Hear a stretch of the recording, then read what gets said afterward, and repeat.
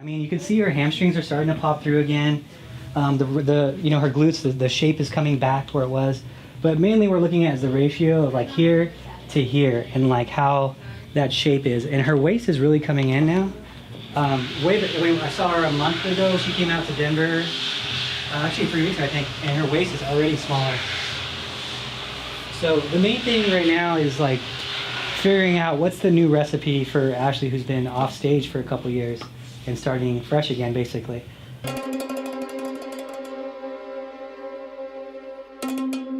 Like everything's revving up, 1,000's revving up again.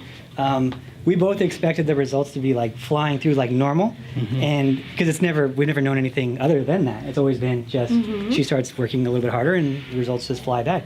But this time it's been like this is going to be like a real prep, like a real grind of a prep, because she's building muscle and losing fat at the same time, which is confusing because on the scale it's not changing that much, but her shape is changing a lot. So the measurements are going down a little bit, but not as much as we'd like. So there's a whole bunch of things going on right now. Like the effort is super high, the cardio effort is even getting even higher. The durations aren't getting super long, but the effort's getting harder. But it's showing. I mean, it's really showing. And I know you're. I'll get feed myself. Yeah, you can see the abs starting to peek through. But you see that like famous Ashley Caldwell like waistline coming in at the top. This is where she's known, right here. Like that waist just comes in and then her hips come out, and she has that high iliac crest. And it makes that shape crest. Yeah. It makes that shape just pop, and it's there. It's all the signs are there. And the hamstring, the famous Ashley bubble.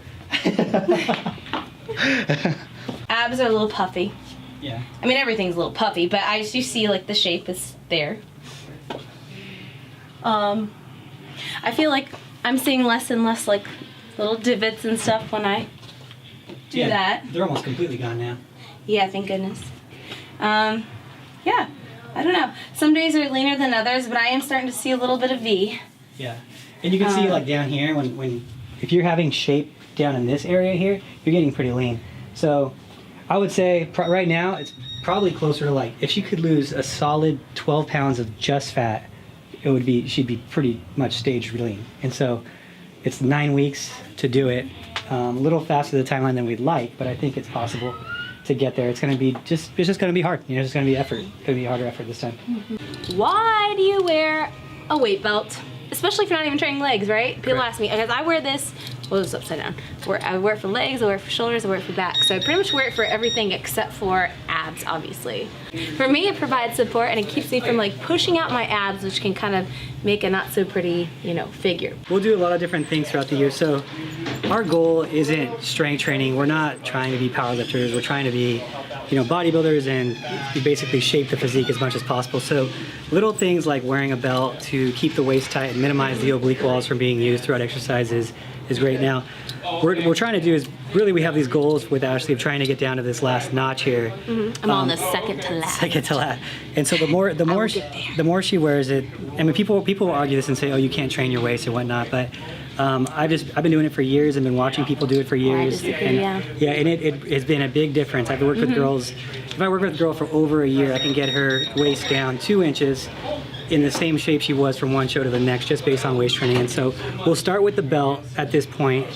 At about 5-6 weeks out, we'll actually start doing different waist training techniques and wearing a different type of waist training corset, which she'll wear 5 weeks out, 4 weeks, 3 weeks, 2 weeks, with different times for each week too. So expect to see her waist being smaller this time than it's been before. So. And I wear, guys, also, this is a good tip.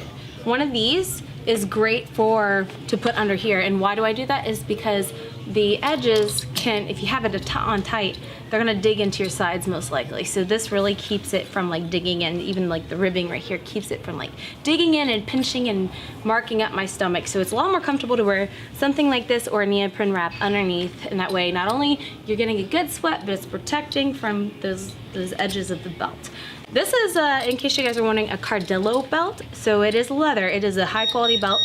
It's not one of the cheap ones you get at Walmart, which you can get, but I swear by this brand. I think it's the most comfortable. I think it's the most durable and most efficient, and it's not too wide. It's nice and skinny, so it allows me to work out better, so I'm not as like constricted, you know? Yeah, it's not one of those super thick powerlifting belts. Basically, this is like a standard 8mm belt, like the thickness of it, so it's really, like, I guess you can call it malleable. I guess you can move it around a little bit.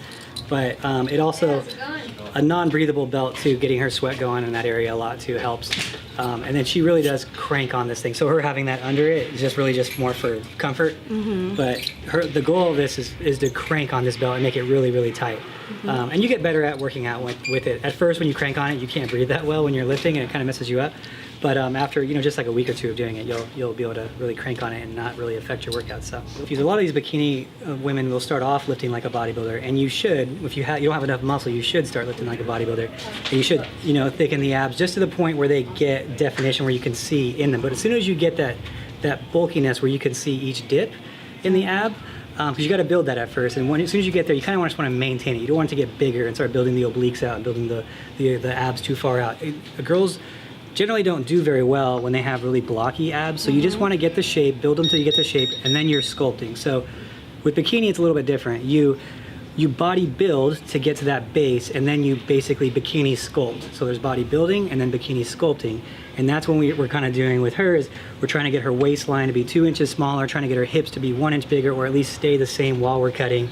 Building up, body building in some areas like the hamstrings, the glutes, and body sculpting in other areas, like not trying to get her shoulders too big and things like that. So it's very much like an art project more so than a bodybuilding prep, and that's how it should be approached. Absolutely. And this is going just a little bit off subject, but for those who might be new to like weightlifting and bodybuilding and getting in shape in general, you can do abs all day, every day, but you're not going to get abs if your diet's not on point. So if you're not at a certain amount of leanness, you're not even going to see the abs anyway.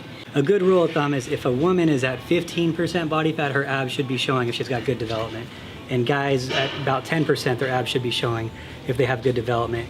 And a lot of these guys, and even women too, women will be like, oh, I'm 10% body fat for a show, and then guys will be like, oh, I'm 4% body fat. The reality is guys don't really get that low. Women rarely get that low.